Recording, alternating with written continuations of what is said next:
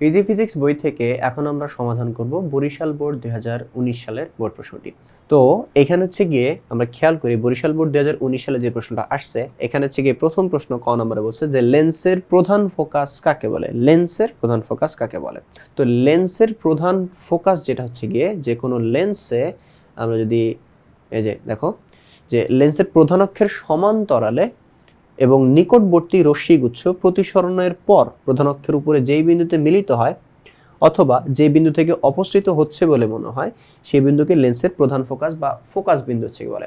তোমরা ফোকাস বিন্দু সবাই হচ্ছে গিয়ে চিনো। তো ফোকাস বিন্দুটা হচ্ছে গিয়ে মানে আমরা কিভাবে পাই, প্রধান অক্ষের সমান্তরালে একগুচ্ছ আলোক রশ্মি যখন হচ্ছে আমরা আপতন করি তখন সেটা প্রতিসরণ হয় কোথায়? ফোকাস বিন্দুর মধ্য দিয়ে, অর্থাৎ যেই বিন্দুতে মিলিত হয়। আর অবতল লেন্সের ক্ষেত্রে হচ্ছে কি হয়, সেটা হচ্ছে গিয়ে একটা নির্দিষ্ট বিন্দু বরাবর হচ্ছে গিয়ে প্রতিসরিত হয়। তো ওইখান থেকে আমরা যদি বাইরে থেকে যদি দেখি তাহলে মনে হয় যে একটা নির্দিষ্ট বিন্দু থেকে আলোক রশ্মিগুলো হচ্ছে গিয়ে বের হয়ে আসতেছে। তো সেই বিন্দুটাকেও হচ্ছে গিয়ে আমরা কি বলি? ফোকাস বিন্দু হচ্ছে বলে থাকি বা প্রধান ফোকাস বলে থাকি। এরপর হচ্ছে গিয়ে আমাদের যে কোশ্চেনটা হচ্ছে গিয়ে বলছে এখানে যে খ নম্বর কোশ্চেন, যে আমরা একই স্থানে দাঁড়িয়ে কিভাবে বিভিন্ন দূরত্বের বস্তু দেখতে পাই। আমরা হচ্ছে গিয়ে একটা জায়গায় দাঁড়ায় থাকি কিন্তু হচ্ছে কাছের, দূরের, একটু অল্প দূরত্বের, কিন্তু একটু বেশি দূরত্বের, সব দূরত্বের বস্তুই কিন্তু হচ্ছে মোটামুটি স্পষ্টভাবে হচ্ছে দেখতে পাই। তো এটা হচ্ছে দেখতে পাই হচ্ছে কি আমাদের চোখের একটা বিশেষ ক্ষমতার হচ্ছে কারণে। হ্যাঁ, আমাদের চোখ কি করতে পারে, যে চোখের উপযোজন ক্ষমতার কারণে অ্যাকচুয়ালি যে চোখ কি করতে পারে হচ্ছে আমাদের লেন্সের যে ফোকাস দূরত্ব এটা বাড়াইতে বা কমাইতে পারে। তো প্রয়োজন অনুযায়ী লেন্সের ফোকাস দূরত্ব এই বাড়ানো বা কমানোর যে ক্ষমতাটা এটাকে আমরা বলছি চোখের উপযোজন ক্ষমতা। তো এখানে হচ্ছে দেখি যে চোখের লেন্সের বিশেষ গুণের কারণে এর আকৃতি প্রয়োজন মতো বদলে যায়, ফলে ফোকাস দূরত্বের পরিবর্তন ঘটে। ফোকাস দূরত্বের পরিবর্তনের ফলে লক্ষ্যবস্তুর যে কোনো অবস্থানের জন্য লেন্স থেকে একই দূরত্বে অর্থাৎ রেটিনার উপর স্পষ্ট বিম্ব গঠিত হয় বা তৈরি হয়, ফলে চোখের সাহায্যে বিভিন্ন দূরত্বের বস্তু দেখা যায়। এভাবেই আমরা একই স্থানে দাঁড়িয়ে স্বাভাবিক চোখে বিভিন্ন দূরত্বের বস্তু দেখতে পাই। তো এখন ক এবং খ হয়ে গেছে, এখন হচ্ছে আমরা কি করব, গ এবং ঘটা হচ্ছে দেখে আসবো। তো এইখানে হচ্ছে কি আমাদের কি বলছে গ নম্বর কোশ্চেনে। তো গ এবং ঘতে যাওয়ার আগে আমরা একটু উদ্দীপকটা দেখে আসি। এখানে কি বলছে যে একটি উত্তল লেন্সের ফোকাস দূরত্ব 20 সেন্টিমিটার। লেন্স থেকে নির্দিষ্ট দূরত্বে একটি লক্ষ্যবস্তু রাখলে লেন্সের অপর পাশে 100 সেন্টিমিটার দূরে প্রতিবিম্ব গঠিত হয়। এখন আমাদেরকে বলছে যে আলোক কেন্দ্র থেকে লক্ষ্যবস্তুর দূরত্ব বা সহজ ভাষায় লক্ষ্যবস্তুর দূরত্ব হচ্ছে নির্ণয় করো। তো এখানে কি বলছে আমাদেরকে, এখানে কিন্তু সে বলছে যে লেন্সের ফোকাস দূরত্ব বা এফ বলে দিয়েছে, লেন্সের অপর পাশে কত দূরে প্রতিবিম্ব তৈরি হয় অর্থাৎ প্রতিবিম্বের দূরত্ব ভি বলে দিয়েছে, এটা হচ্ছে কত এফ। বের করতে বলছে কি লক্ষ্যবস্তু দূরত্ব অর্থাৎ ইউ বের করতে বলছে। তো কি কি বলে দেওয়া আছে ওগুলো হচ্ছে আমরা লিখে ফেলি। তো প্রথমত হচ্ছে কি বলছে যে ফোকাস দূরত্ব, ফোকাস দূরত্ব হচ্ছে কত বলছে 20 সেন্টিমিটার। যেহেতু এটা একটা উত্তল লেন্স তাই প্লাস 20 সেন্টিমিটার। যেহেতু হচ্ছে কি প্লাস কোনো সংখ্যার আগে লেখা না লেখা একই কথা, তাই আমরা লিখলাম না। এরপর হচ্ছে কি প্রতিবিম্ব কত দূরে তৈরি হয়েছে বলছে, প্রতিবিম্ব তৈরি হয়েছে 100 সেন্টিমিটার দূরে। ঠিক আছে, 100 সেন্টিমিটার দূরে। এবং বস্তুটাকে আমরা লেন্সে যেই পাশে রাখছি প্রতিবিম্ব তার অন্য পাশে এই পাশে থেকে তৈরি হয়েছে। ঠিক আছে, তো লেন্সের ক্ষেত্রে আমরা যেই পাশে বস্তু রাখবো যদি তার অপর পাশে হচ্ছে যদি প্রতিবিম্ব তৈরি হয় তাহলে ওই প্রতিবিম্বটা ইউজুয়ালি বাস্তব প্রতিবিম্ব হয়ে থাকে। তাই হচ্ছে কি আমরা ভি আর বাস্তব প্রতিবিম্ব যদি হয় তাহলে হচ্ছে কি ভি এর যেই মানটা সেটা হচ্ছে আমরা প্লাসে লিখে থাকি। তো প্লাস 100 সেন্টিমিটার, তো কোনো সংখ্যার আগে প্লাস লেখা না লেখা একই কথা, তো আমরা শুধু 100 সেন্টিমিটার লিখলেই হবে। শুধু 100 সেন্টিমিটার মানে কি প্লাস 100 সেন্টিমিটার। বের করতে বলছে বস্তুটা কত দূরে ছিল। ঠিক আছে, অর্থাৎ ইউ বের করতে বলছে। তো এগুলো হচ্ছে কি আমাদেরকে দেওয়া আছে আর ইউ বের করতে বলছে। তাহলে এখন আমরা ইউ বা ভি এটা বের করার সূত্রটা হচ্ছে জানি, সেটা হচ্ছে কত 1/u plus 1/v is equal to কত 1/f। ঠিক আছে, বের করতে হবে ইউ, তাহলে 1/u এটাকে একপাশে রেখে দিই আর 1/f আর 1/v কে ওই পাশে নিয়ে গেলাম, তাহলে এটা কি হয়ে যাবে মাইনাস হয়ে যাবে। তাহলে 1/u এখানে হচ্ছে কত 1/f এর ভ্যালুটা ছিল হচ্ছে কি 20,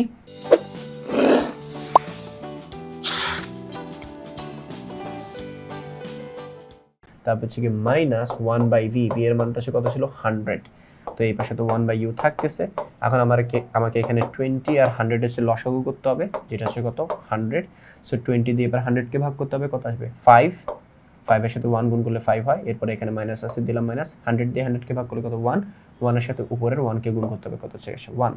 তাহলে 5 মাইনাস 1 কত আসে 4, আর এখানে হচ্ছে কত 100। তাহলে 1/u। এখন আমরা যদি এই পাশে উল্টায় দিই তাহলে u উপরে আসবে আর 1 নিচে, নিচে 1 হলে লেখা লাগে না, এই পাশে উল্টাইতে হবে। সো 100 উপরে 4 হচ্ছে কি নিচে।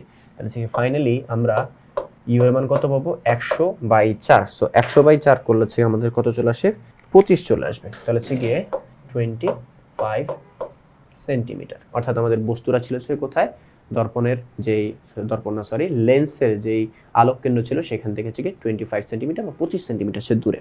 তো গ হয়ে গেছে। এখন আমাদের কাছে বলছে ঘ নাম্বার যে লক্ষ্যবস্তুর অবস্থানের পরিবর্তন করে উদ্দীপকের লেন্সটির ক্ষেত্রে বস্তুর একই পাশে প্রতিবিম্ব গঠন সম্ভব কিনা এটা চিত্র সহ হচ্ছে গিয়ে বিশ্লেষণ করো। তো এটা সম্ভব কিভাবে, তো এই জন্য হচ্ছে গিয়ে দেখো আমরা একটা উত্তর লেন্স অলরেডি এঁকে রাখছি। এখন এখানে হচ্ছে কি হয়েছিল যে আমরা একটা বস্তুকে হচ্ছে রাখছিলাম লেন্সের এক পাশে, এতে করে লেন্সের অপর পাশে আরেকটা হচ্ছে প্রতিবিম্ব কিন্তু এখানে হচ্ছে তৈরি হয়েছে, ঠিক আছে, যে পাশে রাখছি তার অপর পাশে প্রতিবিম্ব তৈরি হয়েছে। এখন আমাদের কাছে বলছে যে লক্ষ্য বস্তুর অবস্থান, এটা হচ্ছে মনে করো আমাদের লক্ষ্য বস্তু, এর অবস্থানটা পরিবর্তন করব, যেখানে ছিল তার থেকে আরো পিছায় নিব অথবা তার থেকে আরো আগায় নিব।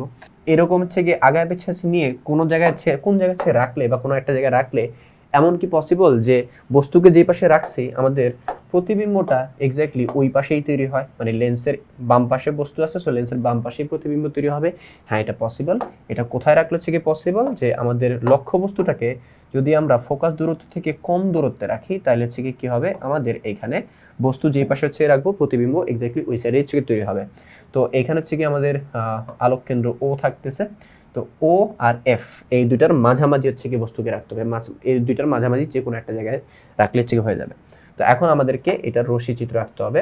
তো আমাদের লক্ষ্যবস্তু থেকে প্রতিবিম্ব যদি আঁকতে তাহলে কি করতে হবে, প্রথমে প্রধান অক্ষের সমান্তরালে একটা আলোক রশ্মি নিতে হবে।